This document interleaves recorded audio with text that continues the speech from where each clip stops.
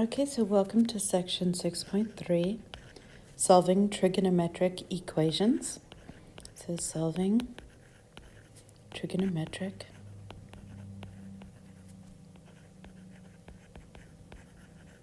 equations.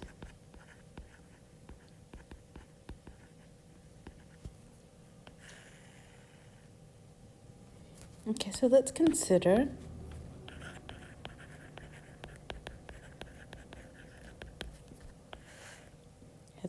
the graph of sine. Yeah, sine is sufficient, the graph of sine. And it's true for all trigonometric functions, but let's just see this one. So let's do x and y coordinate axes now, that we're okay with that notation. So x and y, so 1, 2, 3, 4 quadrants. 1, 2, 3, 4 quadrants. Pi over 2, pi, 3 pi over 2, and 2 pi. Negative pi over 2, negative pi, negative 3 pi over 2, and negative 2 pi. Amplitude of 1 and negative 1. Okay, so the graph for sine starts at 0, goes up to amplitude, like so, and is symmetric with respect to the origin.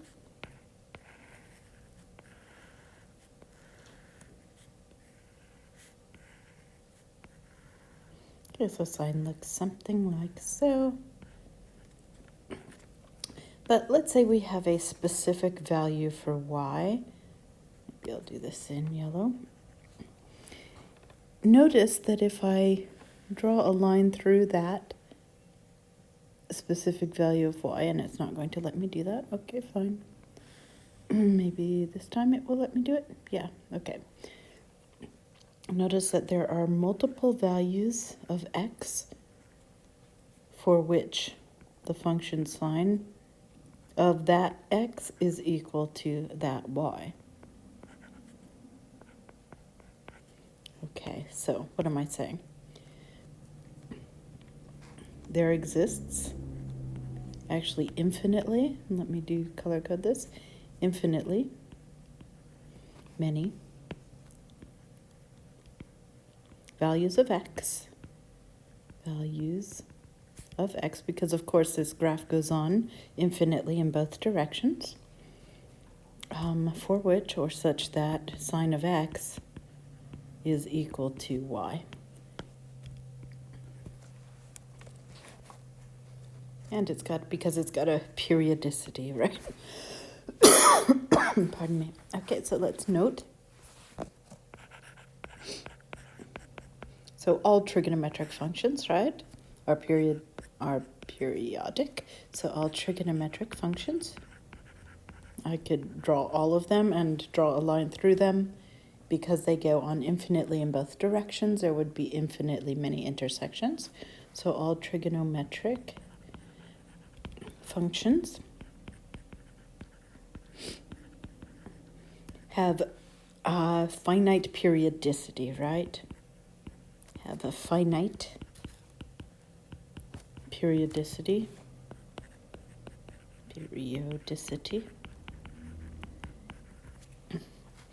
Usually 2 pi over n for sine, cosine, cosecant, and secant, or pi over n for tangent and cotangent, right, where n is the coefficient of theta.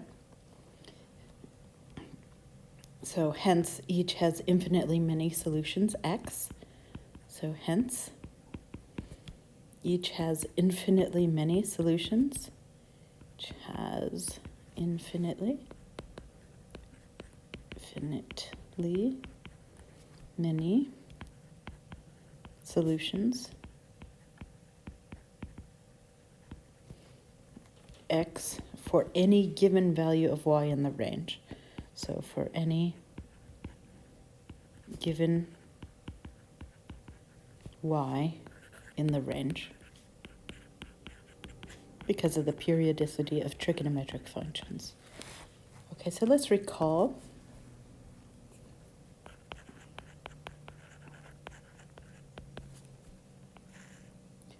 So sine and cosecant, sine and cosecant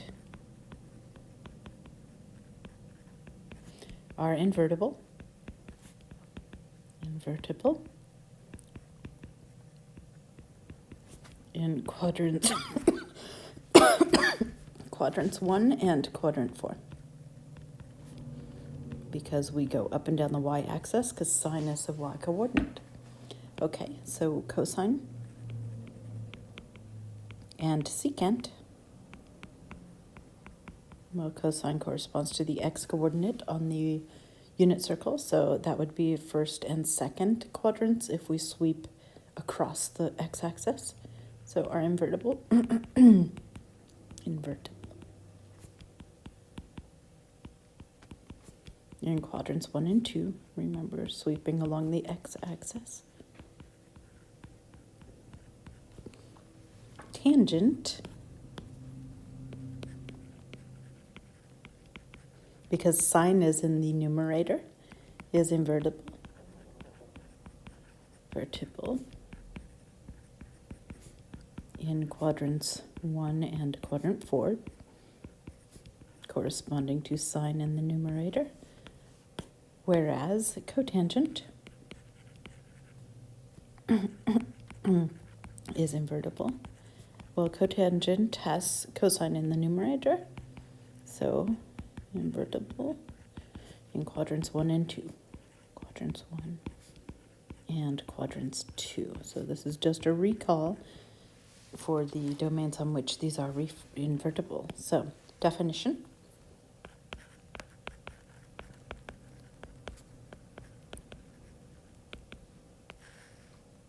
So the principal root, that's what we're defining. The principal root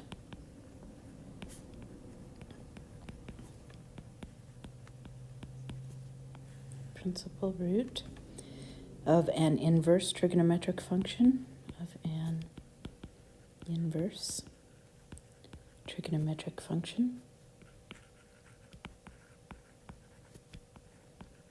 metric function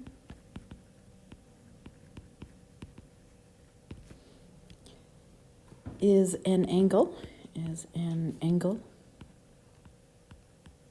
theta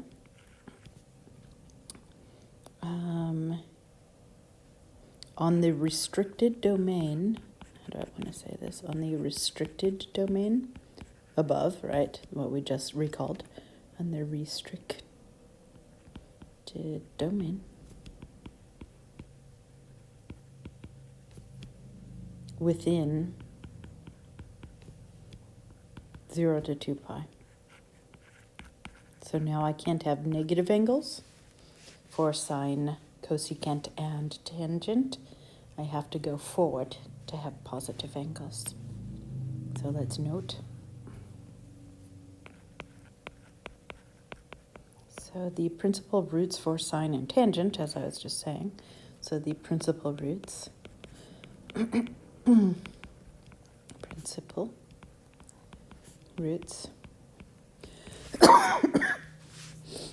for sine, cosecant, and tangent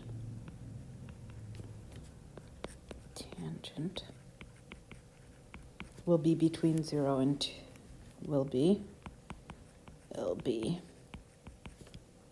between, well, they have to be quadrant 1, so that's 0 and pi over 2, or quadrant 4 is 3 pi over 2 to 2 pi, but remember we don't include 2 pi, so open at 2 pi. That is, i.e., in quadrant 1 and quadrant 4. Okay, so for example, so find the principal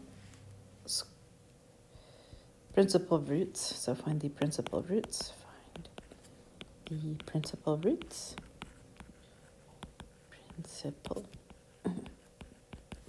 Roots of the following.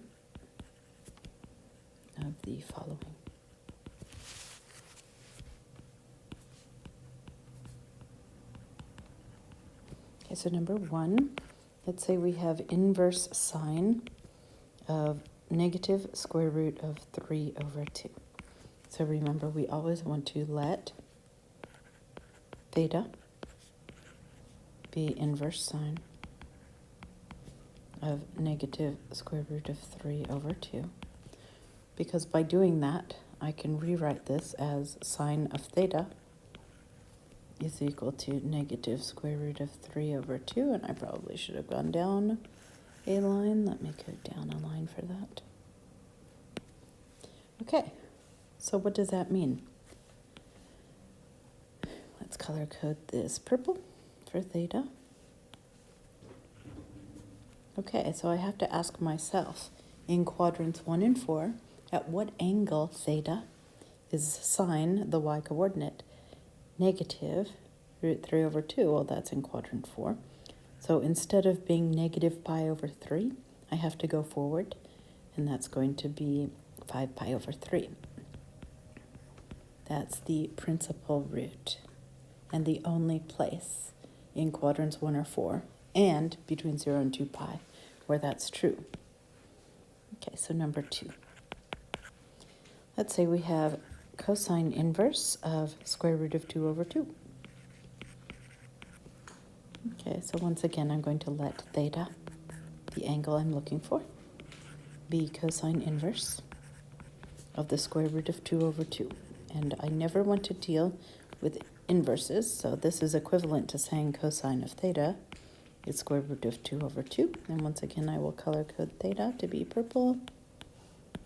Okay, so cosine is invertible in quadrants 1 and 2. And since cosine is positive, I know I'm in quadrant 1. So the angle must be pi over 4. That's where both sine and cosine are root 2 over 2. Okay, so let's see. Let's do another one. Number 3. Let's do secant inverse of 2. Okay, so once again, I'm going to, maybe I'll use yellow. Let's let theta, yeah, maybe I should use orange instead of yellow. Oops, that's not what I wanted to do. Orange. Okay, so let theta be equal to secant inverse of 2. So that's equivalent to saying secant of theta. Let me write theta in purple is equal to 2.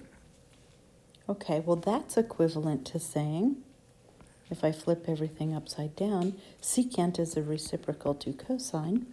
So cosine of theta, flipping the right-hand side upside down, is 1/2. Okay, so I know that I must be in quadrant 1 or 2. So at what angle is the x-coordinate cosine 1/2? Well, that's pi over 3. Okay, so there we are. So let's note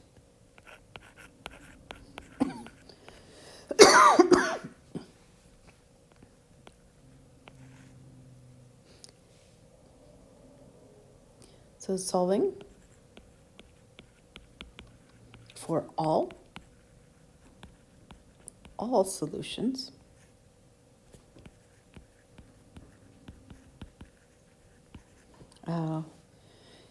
include those within all 4 quadrants, as well as any integer multiple of the period. So includes those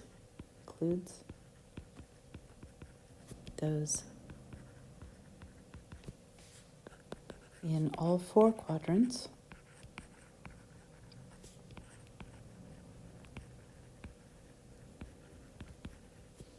including integer multiples of the periods, including integer multiples. How about, no, let me write it this way, including those at